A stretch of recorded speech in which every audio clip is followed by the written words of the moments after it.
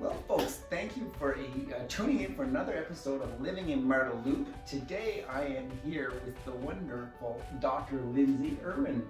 Thank you and welcome to the show, Dr. Irwin. Thank you.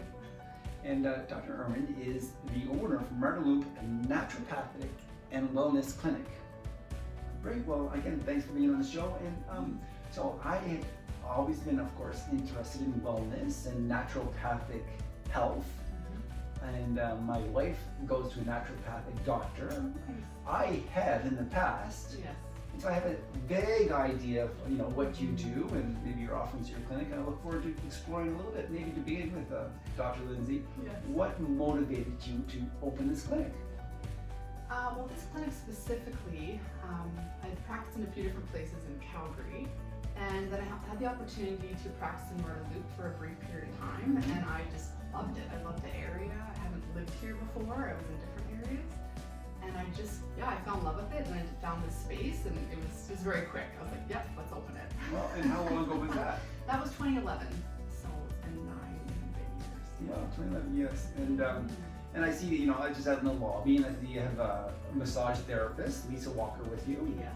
And another naturopathic doctor, Dr. Sarah Roth. Yeah, we have 3 other naturopathic doctors actually. Okay. Dr. Gidding, Dr. Roth, and Dr. Hansen have now joined me. Okay. And we have a psychologist who's amazing. We have acupuncturist. We have osteopath, massage therapist. We have a whole range. Wow. Yes. That's great. And there's, it seems like maybe 4 or 5 treatment rooms or something. Is that what you call them? There's actually 9 treatment rooms. Okay. Yeah, there's another side over there. Okay. If you saw that. No. So we were actually just half the upper space. Yeah. And then when the other business moved, we took over the whole upstairs. Okay. So yeah. Nice. Okay, great. And so you studied naturopathic health, and why did you go down that road? I mean, you have to tell us a little bit about why you opened this clinic. Why naturopathic health? How did that? Tell us a little bit about your journey coming to this place. Yeah, well, I always wanted to be in medicine. Mm-hmm. And just with my personal experiences with some of my relatives and even in my family with just healthcare in general, traditional kind of Western medicine didn't quite sit 100% with me for what I wanted to do. Right. When I did my undergraduate work in pharmacology, which is really cool. Like I love that side of it. Okay. But I was really drawn more to preventative medicine.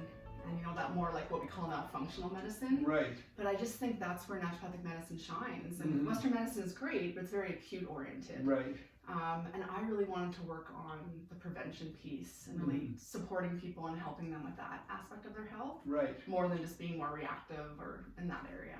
Okay. Yeah. And so, so you I'm really interested in this, and I'm trying not to sound dumb. Yeah. So I, grew up in Canada, Yes. and I'm used to free healthcare. Of course. Yes. And so I go to see my family doctor, and mostly it's been like you just go, you don't think about it. Totally. And then at some point, and I'm really used to, and I have expectations of the service. And so, as I understand it, naturopathic medicine is not funded by our government. So who chooses you? Like, how do people decide not to choose the traditional route where it's paid for versus choosing a naturopathic health? I guess it's just a more affluent customer for the most part. Is that true? Not necessarily. Yeah. There's actually a lot of people that have coverage through like third-party benefits. Oh, there is. So okay. A lot of people have coverage, which is great. Yeah. But having said that, I think there's 2 groups of people. There's people that are coming here because they feel like they don't have any other options. They've kind of maxed out what the help they can feel they can get. Okay. And then there's another group, which is partially why I love Marda Loop as well, who is very engaged in their health. Right. There's a lot of information online now. I mean, there's everything. There's podcasts, there's information everywhere. And I think where I play a really pivotal role for people is just trying to break that all down and make that usable for that individual, because you can just get lost in the mess of it all. It's just very overwhelming. Yeah. And so many people now are so educated and so engaged in their health. They want to live longer and healthier, especially my patients in their 50s, 60s, and 70s. These are smart people. Right. They want to optimize their health. Right. They want to feel 45 when they're 70. Right. Which is, I love that. It's Right. perfect. Right. And so it's just kind of cutting through all the noise Okay. and trying to figure out what's best for them. Okay.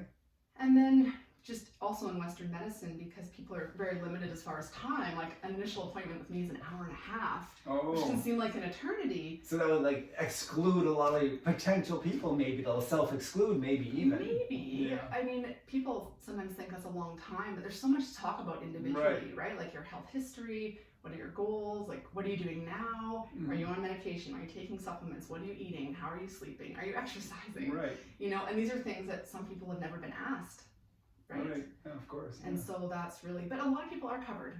So that's been really great. There's a lot of companies that cover it pretty well. Yeah. And in your own practice, I mean, as you've been involved as a, in this study, is there anything new or exciting, or is it, or should it be new and exciting? Maybe you could address that. Yeah, I mean, there's always things that come up. You have to be careful with some of the fad stuff that's going right. on. I just think the basics are exciting. It's the basic, like preventative kind of things. IV therapy is something that's been really interesting and has been a little bit newer, not necessarily new, but in the last like 5-6 years, something that we've offered. And that's been really wonderful for certain categories of patients. So that's been really exciting. There's always stuff going on. That's what's really cool about medicine. What kind of drew me is it's constantly evolving. So I love learning new things and going to conferences and just seeing kind of what's going on. Okay, interesting. I mean, I'm just going to throw it out there. I'm sure you're familiar with all these, funny trends and everything. So something that, has caught my attention recently is like the ketogenic diet. And more recently than that is fasting. Any thoughts, opinions? Is that just another trend that's sort of coming along? And well, it is a trend. It is, yeah. Yeah, I mean, ketogenic diets are interesting because there's actually some good data in specific health conditions where it can be very helpful. Long term, I don't think it's a great idea for most people. It's really great. It can help some people with like energy and weight loss at the beginning, but long term, that's not really been vetted. Does that make sense? Right, yeah. And this goes back to just like, basic moderation, common sense around diet. Right. Intermittent fasting is really interesting because there is, again, some good evidence, especially with the issues we're seeing around like weight and diabetes and all these other things. Like we just eat too much. So sometimes limiting that for people can have some really great health benefits. But when we look at, when I look at people who are 85 and are doing really, really well, there's some pretty common trends. They're not following a lot of this stuff. Yeah. They're just, again, it's like they're eating very, like moderately, they're not over or under eating. They kind of eat their 3 meals. Right, that's my mother. Yeah, it's easy to go, literally every year there's like a new diet trend. And it can be really exciting and look really cool and people really get on it. Yeah. And there's nothing wrong with that. And some of those can be really helpful short term. But it's interesting to take a step back and just look at, well, who's actually doing well, like, in their 80s and 90s. Right. And maybe taking notice of that. Right. Instead of kind of jumping on whatever's going on, because it's always changing. Right.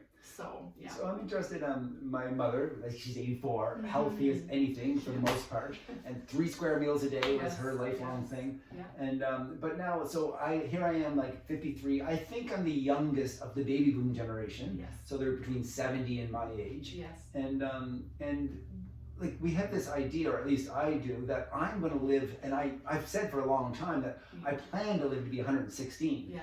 Do you think that is like just a trend amongst baby boomers, or is that going to happen? It could happen. Yeah. I mean, a lot of that's relying on a few medical things happening. Right. Because there's certain things that like the body does tend to kind of wear out at a certain point. Right. I mean, I think a lot of that is some of the choices that we're making, and I do think if some of this research pans out, there's areas like in our body that we may be able to, get to be younger. Okay. So, yeah, I think if people take care of themselves, they can definitely expect to live, into their hundreds, maybe. Yeah, totally. Cool. It's just there's a number of factors that are kind of playing into that. Right, of course. A bit of luck, probably. Yes. Yeah. And how about yourself, Dr. Lindsay? Is Dr. Lindsay or Dr. Irwin? Whatever you want to call me. Dr. Lindsay. Yeah. What are some of your future goals? What do you see happening maybe in the clinic, or maybe, I don't know, personally? What do you do outside the clinic? Are you a racer? How do you spend your free time? I used to be a bit more into that. Yeah. Like, having a child and doing those things. Things changed a bit, but I'm really excited to get back into, some more physical sports and things like that. And what would that look like for you? I'm just curious. I love running. I used to do more triathlon kind of stuff. Oh, so good. That's something that I'm looking at for sure. Nice. With owning a business, it's a lot, you know, and I love it. Like I'm passionate about it, so it's easy, but it's also easy to put a lot of myself into that.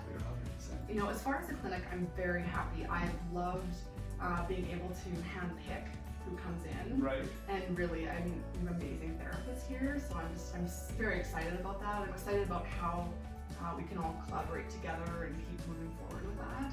It just keeps getting better and better. So yeah, life is good there. Good. Yeah. And now tell us, you talked a little bit about loving Marda Loop, and you talked about that. You know, a lot of people in the community are engaged in your health.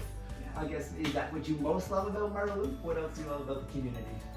Yeah, I love, like, a lot of my patients do walk here. Yeah. A lot of people in this neighborhood. I mean, I have people all over, but I love that. I mean, you can just throw a rock and you hit like a fitness place. Right, exactly. I mean, that speaks to the demographic. I Right. think people are really health oriented in general, and really interested in doing things to better themselves.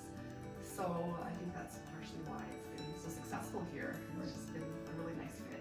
Good. Well, that's really great. How should people reach out? What's that like? Are you on Instagram? Is it the website? What's the best way to reach out to the clinic? The website. We do have some of those social media accounts. Yeah. It's not my biggest thing right now. Right. But our website is www.mardawellness.com. It's probably the best way you can find all that information, links to everything. Well, very good. Well, I will include that all in the show notes. Dr. Lindsay, thanks for being on the show. Thanks for having me. It's been a pleasure. Yes, thank you.